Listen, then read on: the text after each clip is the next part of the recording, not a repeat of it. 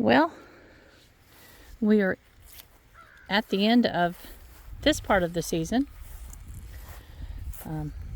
Cutting the flowers that are going to go in our dry room to dry. Look at these beauties. So many of them are actually very much still usable in a bouquet or in the little jars, but it's going to frost tonight. Chelsea is achy. She's been out here pretty much all day. So, hi boo. So, yeah, you can see that we're cutting what's usable. Some of them that have already been nipped, they may dry. And we're going to give some of them a whirl and just see. Some of the flowers are still very, very beautiful. But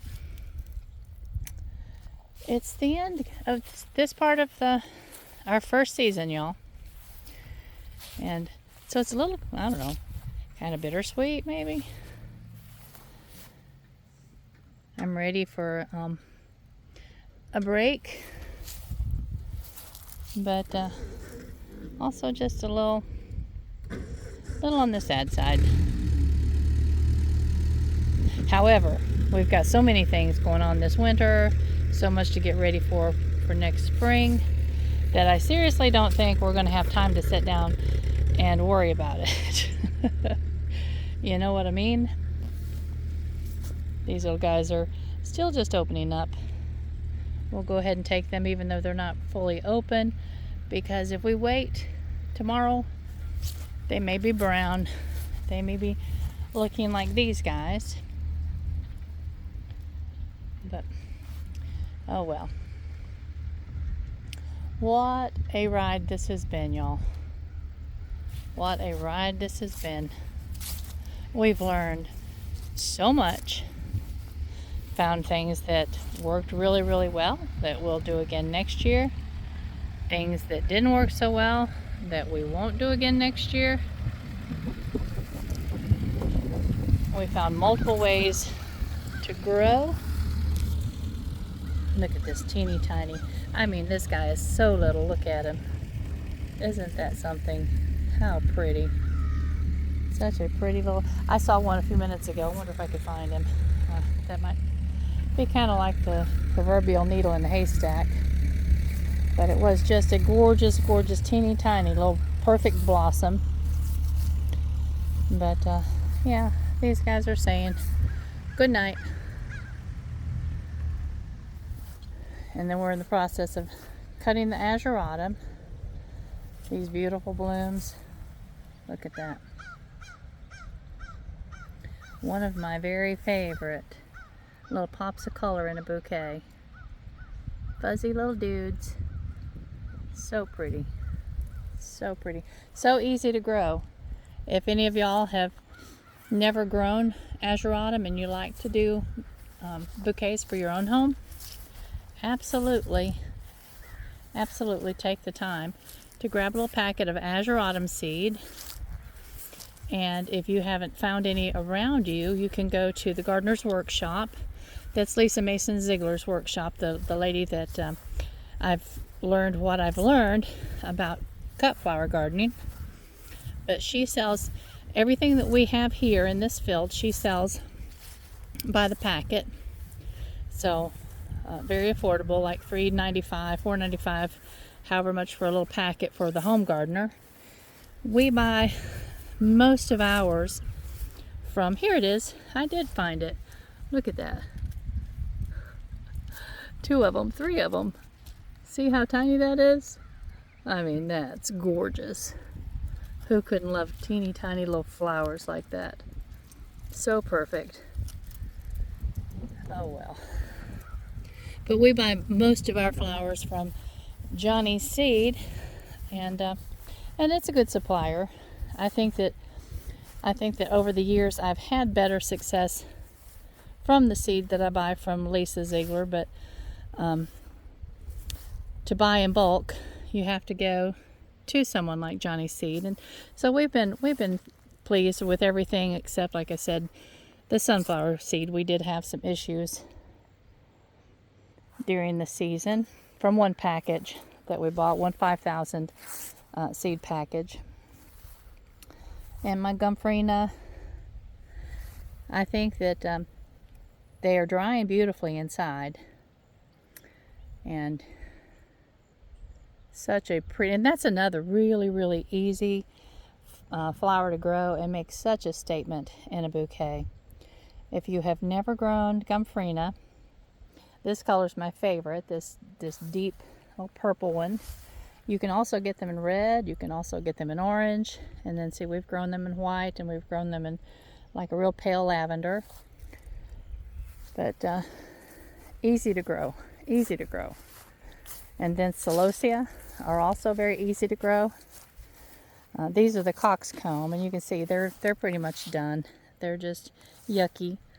But the little coxcomb down here, let me pick one up. There's one that's fallen. Look at this. Isn't that pretty? In its own little strange way. Chelsea and I call them brains. Little brains. But they dry apparently really well as well. So we're going to be drying those. These are already gone. But we have a couple of beds of these. And then these guys are also celosia. But they're the celosia feathers. Gorgeous. Beautiful, beautiful, beautiful. Beautiful flowers. Oh well, y'all. Chelsea's over there working her little heart out. I guess I should stop playing. Also known as talking to y'all. Look, I have bees everywhere asleep in this garden. You see them? Yeah. When I was cutting sunflowers earlier, I had to leave 2 of my little sunflowers for the bees. I have read online that this is going to be a hard recovery for some of the bees in the area. A lot of apiaries had their hives wiped out in these storms. So I don't know. I know that I'm planning on starting an apiary of my own.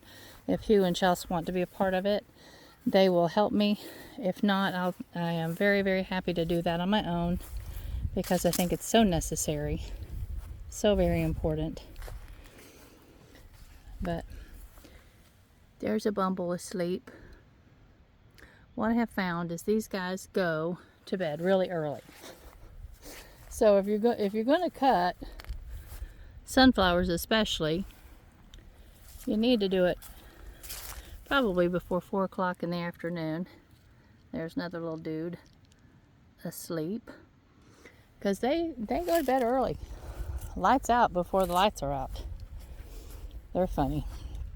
And these guys are still beautiful. You can see where they got blown down in the winds, so they weren't usable for a bouquet, but we've used them still in our little jars, and now we're drying them. I didn't even realize you could dry sunflowers, but again, on one of Lisa Mason Ziegler's YouTube videos, I found out you can dry sunflowers.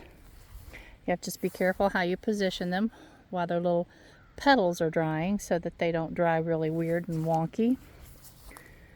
But we still have quite a few opening up.